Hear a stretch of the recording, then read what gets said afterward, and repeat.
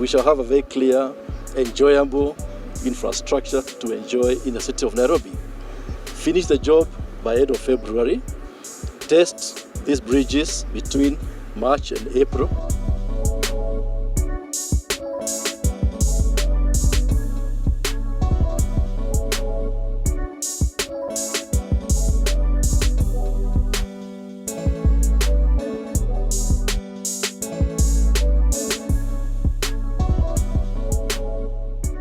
They have been working 24 hours non-stop from October 15th, 2019. They've managed to cut down the time from 4 years to 2 years. They have employed hundreds of Kenyans. All those people you see doing this work are Kenyans like you and I. They are being paid, they are feeding their families, and all this is money that is PPP.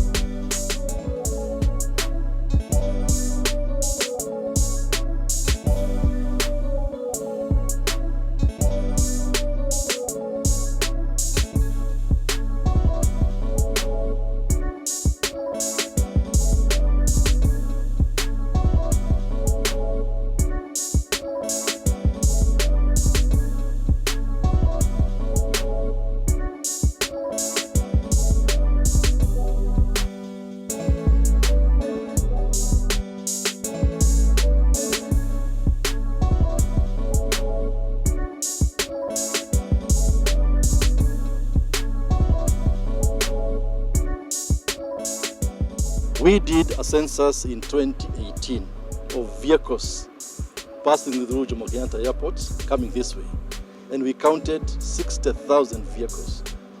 That's why you find people living that side. They would wake up at 4 a.m. in the morning.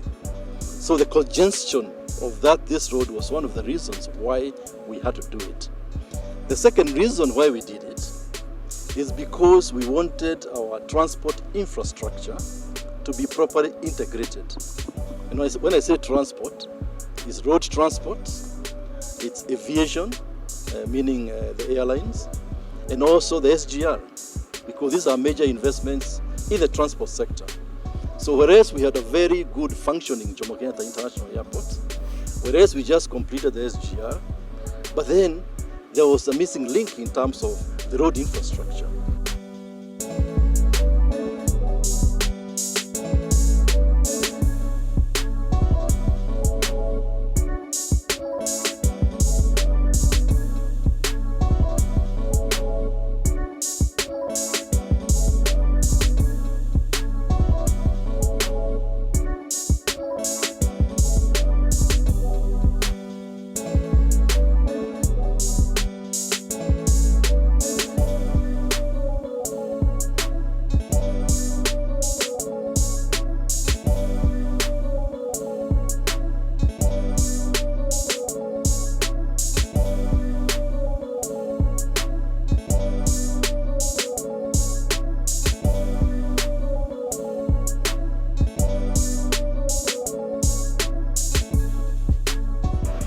We are spending about 20 billion shillings on local content.